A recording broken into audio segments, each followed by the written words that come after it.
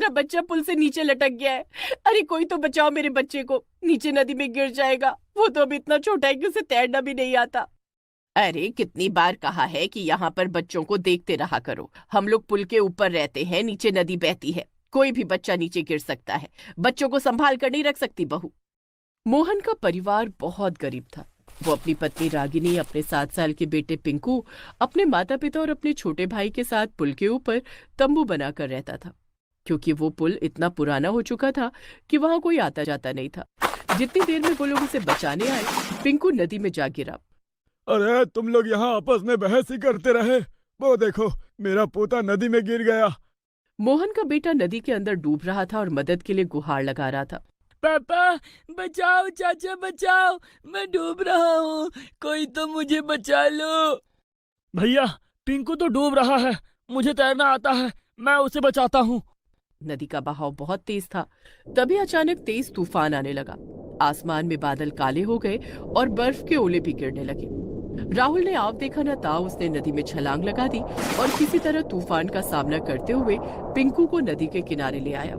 पिंकू, तुम्हें पुल के किनारे आने की क्या जरूरत थी? चाचू, आज के बाद ऐसा नहीं करूँगा, लेकिन मेरा भी मन करता है इधर उधर बाहर घूमने का। यहाँ पुल पर हमारे अलावा कोई नहीं रहता। देवर जी, पिंकू को लेकर ऊपर आ जाइए, तूफान बहुत तेज चल रहा है। अगर तेज हवा का झोंका आया तो तुम दोनों फिर से नदी में बह जाओगे। हाँ हाँ भाभी। राहुल पिंकू को लेकर पुल के ऊपर आ गया। बहू, बाहर तो बहुत तेज तूफान आया हुआ है, बारिश भी हो रही है। इसे ठंडी लग रही होगी और ठंडी तो हमें भी लग रही है। हम सब के लिए गर्मा गर्म काली चाय बना दे और पिंकू को भी पिला देना। खुद चाय पीने का मन हो रहा है और पिंकू का नाम लगा रहे हो। बहू, तू पिंकू का ख्याल रख, मैं चाय बनाती हूँ। अरे नहीं सासू माँ, मेरे होते हुए आप भला चाय क्यों बनाएंगी? आप पिंकू का ख्याल रखिए, क्योंकि दादी से अच्छा ख्याल कोई नहीं रख सकता। उन लोगों ने पुल के ऊपर ही तंबू के अंदर मिट्टी का चूल्हा बना रखा था। रागिनी ने सबके लिए चाय पकौड़े बनाए और सभी लोग खाने भी लगे और सब उसी के अंदर आराम करने लगे। धीरे धीरे रात हो गई और रात के करीब 12 बजे नदी के पुल पर चारों तरफ सन्नाटा था। तभी एक मछुआरा नदी में नाव चला रहा था और गीत भी गाते जा रहा था। हे ऊपर वाले, तेरी महिमा परंपार, इतनी तेज तूफान में किनारे लगा दे मेरी मलहार। आ रहा है, चलो चलकर देखते हैं, कहीं कोई लुटेरा तो नहीं। सभी लोग अपने तंबू से बाहर निकले तो देखा कि नदी में एक मछुआरा नदी पार कर रहा था और गाना गाता जा रहा था। उन लोगों को उस मछुआरे को देखकर डर लग गया। उन्हें लगा कि वो कोई लुटेरा भी हो सकता है। भैया, पिताजी, इतनी बर्फबारी हो रही है और इतनी तेज तूफान चल रहा है और ये बेचारा मछुआरा इतनी रात में नदी में नाव चला रहा है। हमें तो लगता था सिर्फ हम ही परेशान हैं, इस बेचारे के पास तो छत भी नहीं है। अरे नहीं नहीं, रात के समय ऐसे लोगों का कोई भरोसा नहीं। हो सकता है मछुआरे के वेश में ये कोई लुटेरा हो, गांव में लूट मार करने जा रहा हो। रुको, मैं इससे बात करता हूँ। अरे ओ मछुआरे, इतनी तेज तूफान में कहाँ चले जा रहे हो? अरे कहाँ जाऊंगा बाबूजी, ये नदी ही मेरा घर है और ये नाव मेरा कमरा। मेरा कोई घर ही नहीं है। यहीं से मछलियाँ पकड़कर बेचता हूँ और अपनी जिंदगी काटता हूँ। नींद नहीं आ रही थी तो सोचा थोड़े गीत गुनगुना लूं। मैं तुम लोगों को अच्छी तरह जानता हूँ। भला इतनी तेज तूफान में सिर्फ एक नाव पर तुम गुजारा कैसे कर सकते हो? जरूर कोई ना कोई तुम लुटेरा ही हो। अरे बाबूजी, ये आप कैसी बातें कर रहे हो? गरीब आदमी अगर रात में बाहर दिख जाए तो वो लुटेरा ही लगता है। इतने में तूफान इतनी तेज आया कि वो पुल ढह गया। उनका पूरा परिवार नदी में गिर गया। तूफान इतनी तेज था कि वो पुल कुछ ही मिनटों में नदी के अंदर समा गया। चलो, इस गरीबी में ये हमारी आखिरी रात थी।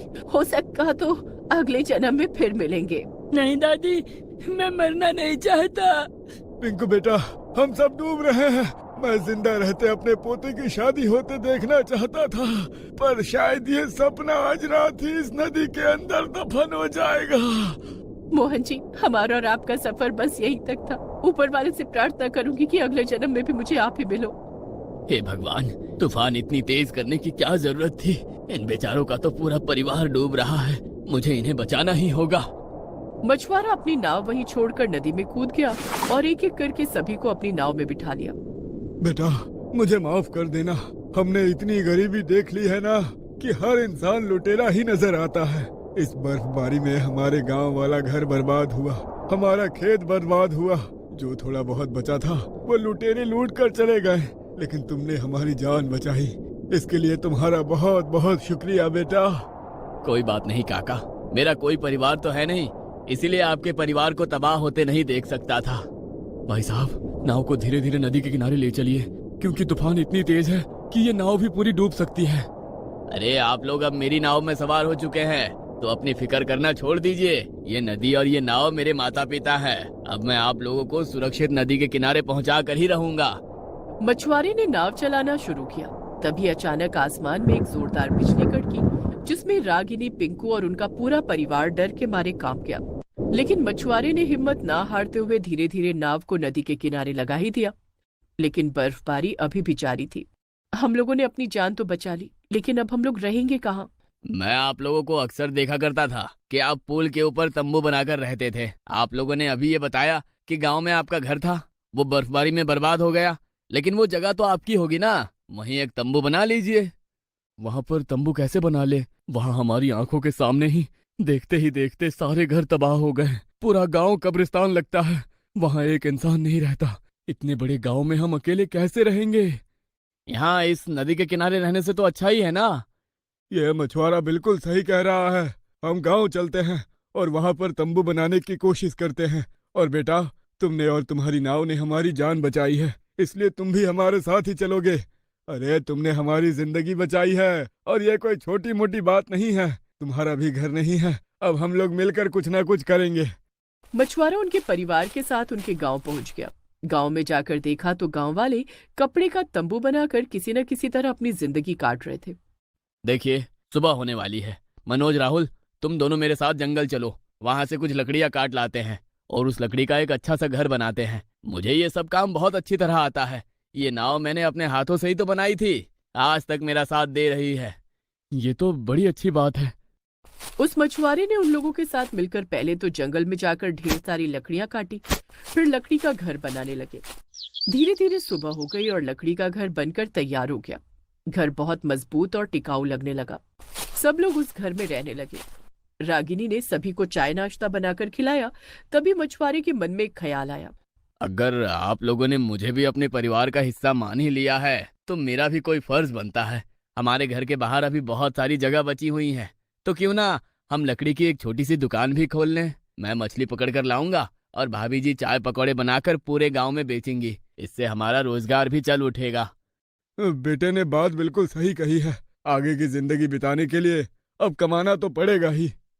तो इस तरह उन लोगों ने लकड़ी की दुकान बनाकर चाय पकौड़ी बेचना भी शुरू कर दिया। जब गांव वालों ने उनका लकड़ी का घर देखा तो बहुत खुश हुए। अब मनोज के परिवार को गांव में ही लकड़ी के घर बनाने के बहुत सारे ऑर्डर मिलने लगे। अब मछुआरे ने मनोज और राहुल के साथ मिलकर पूरे गांव के घर को लकड़ी का बना दिया और ढेर सारा पैसा इकट्ठा कर लिया और अमीर हो गए। अब वो लोग अपने गांव वालों के साथ खुशी खुशी अपनी जिंदगी बिताने लगे। अगर आपको हमारी वीडियो पसंद आई तो लाइक सब्सक्राइब जरूर करें।